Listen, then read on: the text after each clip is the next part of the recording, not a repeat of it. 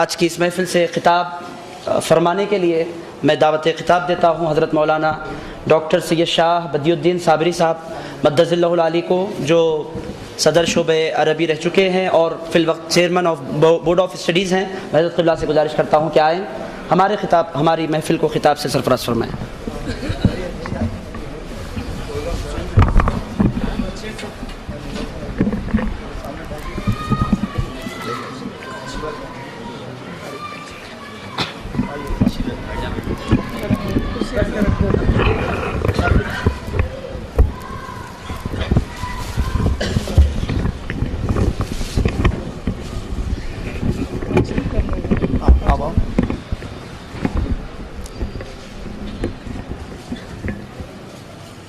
الحمد للہ رب العالمین خالق کل مکان مکین وافضل الصلاۃ والسلام علی سید المرسلین وعلی آلہ الطیبین الطاہرین واصحابہ الاکرمین، اما بعد فاعوذ باللہ من الشیطان الرجیم، بسم اللہ الرحمن الرحیم، قل بفضل اللہ وبرحمتہ فبذلک فلیفرحوا، صدق اللہ العظیم۔ قال اللہ تعالی فی شان حبیبہ ان اللہ وملائکتہ یصلون علی النبی یا ایھا الذین آمنوا صلوا علیہ وسلموا تسلیما، اللہم صل علی سیدنا ونبینا مولانا محمد نبی الامی وعلی آلہ وصحبہ وبارک وسلم۔ محترم المقام صدر جلسہ حضرت صوفی صاحب قبلہ مدد اللہ العالی ودام عزہ مجدہ، اسٹیج پر رونق افروز سارے اساتذہ، علماء، مشائخ اعظام اور محترم بزرگان ملت، یہ انتہائی مسرت و خوشی کا موقع ہے۔ میں سب سے پہلے اپنے دل کے گہرائیوں سے ہمارے ساتھی جو ہم سے سینئر ہیں، حضرت مولانا پروفیسر مصطفیٰ شریف صاحب قبلہ صدر شعبہ عربی جامعہ عثمانیہ کو مبارکباد پیش کرتا ہوں کہ الحمدللہ آج قرآن کریم کا درس اختتام کو پہنچا، اور آپ حضرات بھی خوش نصیب ہے کہ جو بالکل پابندی کے ساتھ اس درس میں شریک ہوئے۔ اور یہ خوشخبری در حقیقت یاد رکھنا کہ یہ خوشخبری سارے عالم کے تاجدار سرور کائنات فخر موجودات علیہ الصلوۃ والتسلیم کی طرف سے درس دینے والے کے لیے بھی، درس میں شریک ہونے والوں کے لیے بھی ہے۔ سرور کائنات صلی اللہ علیہ وسلم نے ارشاد فرمایا، خیرکم من تعلم القرآن وعلمہ، تم میں سب سے بہتر وہ ہے جس نے قرآن کی تعلیم حاصل کی اور اسے سکھایا۔ تو سکھانے والے کے لیے بھی بہتری ہے اور سیکھنے والے کے لیے بھی بہتری ہے۔ اور یہ یاد رکھیے، اس عالم میں، اس صفحے زمین پر اگر کوئی نعمت ہے تو اللہ تعالیٰ کی صرف دو ہی عظیم نعمتیں ہیں۔ نعمتیں تو بہت سے ہیں، وَإِن تَعُدُّوا نِعْمَتَ اللَّهِ لَا تُحْصُوهَا، اگر تم اللہ کی نعمتوں کو شمار کرنا چاہو تو تم شمار نہیں کر سکتے۔ لیکن ان ساری نعمتوں میں جو نعمت کبریٰ ہے، جو عظیم نعمت ہے، دو ہی نعمت ہے، ایک ہے رسول اللہ، دوسرا ہے کتاب اللہ۔ اس سے بڑھ کر کوئی عظیم نعمت نہیں۔ تو چنانچہ یاد رکھنا، قرآن کریم میں اللہ تعالیٰ ایک مقام پر اشارہ فرمایا کہ دیکھو حقیقت میں تمہیں دو عظیم نعمتیں دی گئی۔ ارشاد ربانی ہے، حامیم والکتاب المبین، انا انزلناہ فی لیلۃ مبارکۃ انا کنا منذرین فیہا یفرح کل امر حکیم امرا من عندنا انا کنا مرسلین رحمتا من ربک انہ هو السمیع العلیم۔ ارشاد ربانی حامیم، اللہ ہی بہتر جانتا ہے اس کی مراد کیا ہے۔ حروف مقطعات میں سے ہے کہ اللہ اس کے رسول کے درمیان میں سر ہے، ھذا سر بین اللہ ورسولہ۔ والکتاب المبین، روشن کتاب کی قسم، اللہ تعالیٰ اپنی کتاب کی قسم ارشاد فرما رہا ہے۔ اور کس بات پر قسم ارشاد فرما رہا ہے؟ جب کتاب کی تو یقیناً وہ اعلیٰ عرفہ ہوگی۔ ارشاد فرما رہا ہے، انا انزلناہ فی لیلۃ مبارکہ، ہم نے اس کو ایک برکت والی رات میں اتارا۔ انا کنا منذرین، ہم ڈر سنانے والے ہیں، فی وہ برکت والی رات کہ جس میں اتارا گیا، فیہ یفرح کل امر حکیم امرا من عندنا، ہمارے طرف سے تمام قسم کے احکام نازل کیے گئے۔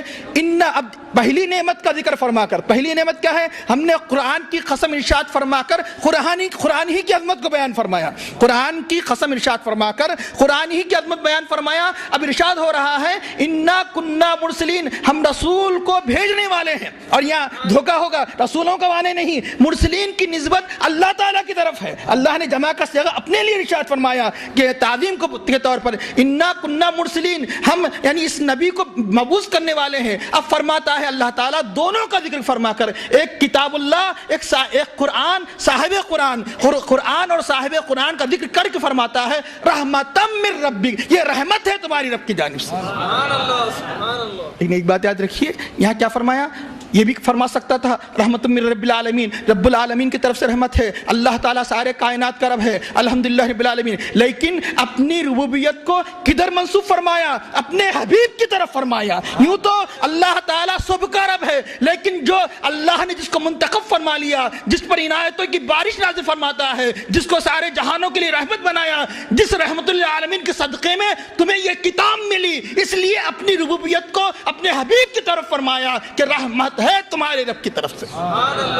انہ سمیع بے شک سننے والا جاننے والا ہے۔ یاد رکھنا اتنی عظیم نعمت ہمیں سرور کائنات صلی اللہ علیہ وسلم کے صدقے میں کتاب اللہ ملی، تو یقیناً کتاب اللہ کے سینے، کیونکہ آپ کو علماء کرام سے مشائخ کرام سے سننا ہے کہ میں صرف بہت مختصر سے وقت میں اختتام کی طرف آؤں گا کہ یاد رکھیے سکینہ قرآن کریم میں بہت سے مقامات پر ذکر فرمایا۔ سکینہ ایک غیبی سکون ہے، غیبی اطمینان ہے۔ اللہ تعالیٰ عام طور پر کب نازل فرماتا ہے؟ جب انتہائی پریشانی کا عالم ہوتا ہے، اور خاص طور پر جگہوں میں بہت سے مقامات پر سکینہ ذکر، ہجرت کی رات، جنگ بدر، جنگ حنین وغیرہ مختلف مواقع پر اللہ تعالیٰ قرآن کریم میں سکینے کے نازل ہونے کا ذکر فرمایا۔ اور سکینے کی جو مختلف کیفیات اور مختلف علامتیں ہوتی ہیں، اس کے اندر ایک فرشتوں کا نزول ہے، اس لیے جہاں سکینے کا ذکر فرمایا وہاں فرشتوں کا بھی ذکر فرمایا۔ وانزل اللہ ثم انزل اللہ سکینتہ علی رسولہ وعلی المؤمنین وانزل جنودا لم تروها۔ اب سرور کائنات صلی اللہ علیہ وسلم رحمۃ العالمین ہے، یہ نعمت جہاں اللہ نے صحابہ کو عطا فرمائی کہ ان کی مجلسوں میں فرشتے نازل ہوتے ہیں، اللہ ان صحابہ کے دلوں پر سکینہ نازل فرماتا ہے، ہم گنہگاروں کو بھی یہ نعمت حاصل ہے، لیکن اس سکینے کے اسباب کے اختیار کرے۔ سکینے کے اسباب کیا ہے؟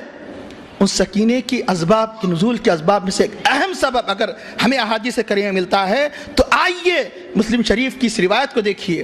حضرت ابو ہریرہ رضی اللہ عنہ جس کے راوی ہے کہ حضور نبی کریم صلی اللہ علیہ وسلم نے ارشاد فرمایا مجتمع قوم من قوم فی بیت من بیوت اللہ یتلون کتاب اللہ ویتدارسونہ بینہم، جو کوئی قوم اللہ کے گھروں میں سے کسی گھر میں جمع ہوتی ہے، یہ اللہ کا گھر ہے، مسجد اللہ کے گھروں میں سے کسی گھر میں جمع ہوتی ہے، کس لیے؟ یتلون کتاب اللہ، اللہ کی کتاب تنہائی میں بھی تو پڑھ سکتے ہیں، لیکن درس کا معاملہ تنہائی میں اکیلے نہیں ہوتا، لیکن قوم کا ذکر کیوں کیا گیا؟ جمع ہو کر کیا کرتی ہے؟ اللہ کی کتاب پڑھتی ہے اور اس کا آپس میں درس لیتی ہے، دیتی ہے۔ یہ تدارسونہ میں دینے والوں کے لیے بھی لینے والوں کے لیے بھی دونوں کی بھی فضیلت ہے۔ یہ تدارسونہ یہ باب تفاعل ہے کہ جہاں سب شریک ہے، ایک درس دے رہا ہے، ایک درس سن رہا ہے، کتنی بڑی ان کے لیے خوشخبری ہے۔ سن لیجئے کہ جو محفل درس قرآن میں شریک ہوتے ہیں، قیامت تک کے لیے ان کے لیے خوشخبری اللہ کے رسول صلی اللہ علیہ وسلم ارشاد فرماتے ہیں جو کوئی قوم اس مقصد سے جمع ہوتی الا نزلت علیہم السکینہ، اللہ ان پر سکینہ نازل فرماتا ہے۔ وہاں سکینے کی کیوں ضرورت تھی؟ ادھر صحابہ دشمنوں کے مقابلے میں، یہاں کون سا دشمن ہے؟ ظاہری دشمن تو نہیں، باطنی دشمن، نفس اور شیطان کے چالوں مکر و فریب کے پر غلبہ حاصل کرنے کے لیے سکینے کی ہمیں سخت ضرورت ہے۔ بغیر تعلیم قرآنی کے ہم ان سے مقابلہ نہیں کر سکتے۔ اللہ اس قوم کے دلوں پر سکینہ نازل فرماتا ہے، اور اس کے بعد غشیت الرحمت، رحمت انہیں ڈھانپ لیتی ہے، رحمت کی کسی ضرورت نہیں۔ یقیناً ہم اللہ کی خصوصی رحمت چاہتے ہیں تو اس جیسی محفلوں میں شریک ہو۔ اور تیسری بشارت وحفت علیہم الملائکہ، ملائکہ ان کو گھیر لیتے ہیں، پرے کے پرے فرشتے جمع ہو جاتے ہیں، کیوں؟ برکت رحمتوں کو بکھیرنے کے لیے۔ اور چوتھی فضیلت کتنی اعلیٰ فضیلت ہے اس فضیلت کی اہمیت کو سننے سے پہلے تاکہ سمجھ میں آ جائے، بچے بھی سمجھ میں آ جائے، کو بھی سمجھ میں آ جائے، اس کی تہمیت کے بارے میں ایک بات عرض کروں۔ اگر آپ کا ذکر کسی منسٹر کے پاس ہوتا ہے، کہتا ہے کہ فلاں منسٹر آپ کی تعریف کر رہا ہے، گرچہ کہ اس منسٹر سے کوئی امید نہیں ہے کہ دنیا میں کچھ فائدہ ہو، آپ خوشی سے پھولوں نہیں سماتے، اس نے ذکر کیا۔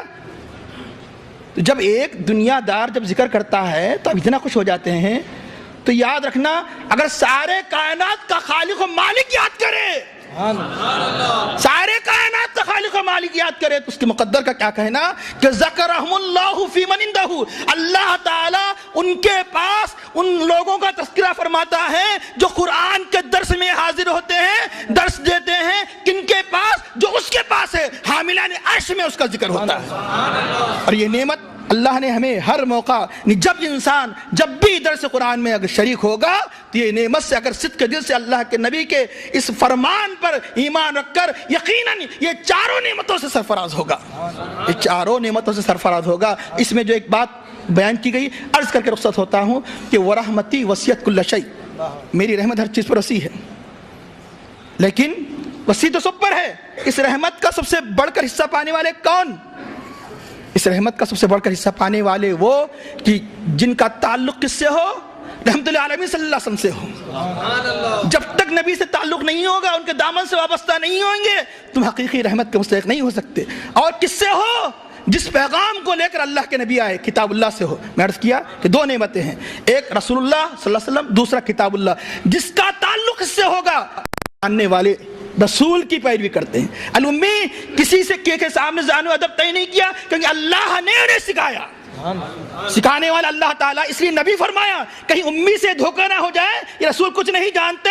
یاد رکھنا یہ رسول کچھ پڑھے لکھے بغیر سارے عالم سے بڑھ کر جانتے ہیں، ماکان جو کچھ ہو چکا، جو کچھ ہونے والا ہے، وہ سب کچھ جانتے ہیں، اس رسول کی پیروی کرتے ہیں۔ اس عقیدے سے جو اتباع کرے گا تو اللہ کی رحمت سے مالا مال ہو جائے گا۔ الذین یتبعون رسول النبی الامی، امی کے ساتھ رسول خود ہمارے بظاہر اخلاق کے اعتبار سے کافر تھا، لیکن اس شبہ کو دور کرنے کے لیے رسول کے ساتھ نبی بھی ذکر فرمایا۔ موقع نہیں، یقیناً آپ نے علامہ سے مختلف موقعوں پر یعنی اس کی تفسیر سنی ہوگی، اور امی کے بارے میں تو بہت بہترین عام طور پر اکثر آپ کا بیان آپ نے مختلف مواقع پر سنا ہوگا۔ وقت نہیں ہے، اس لیے میں صرف ترجمے پر اکتفا کرتا ہوں۔ الرسول النبی الامی الذی یجدونہ مکتوبا، جن کے اوصاف کو یہ لوگ لکھا پاتے ہیں توریت میں، انجیل میں، یأمرہم بالمعروف، یہ رسول حکم دیتے ہیں ان کو اچھائی کا، وینہاہم عن المنکر، برائی سے روکتے ہیں، کہ وَيُحِلُّ لَهُمُ الطَّيِّبَاتِ، ان کے لیے پاکیزہ چیزیں حلال قرار دیتے ہیں، وَيُحَرِّمُ عَلَيْهِمُ الْخَبَائِثَ، خبائث کو حرام قرار دیتے ہیں۔ یعنی یہ رسول کو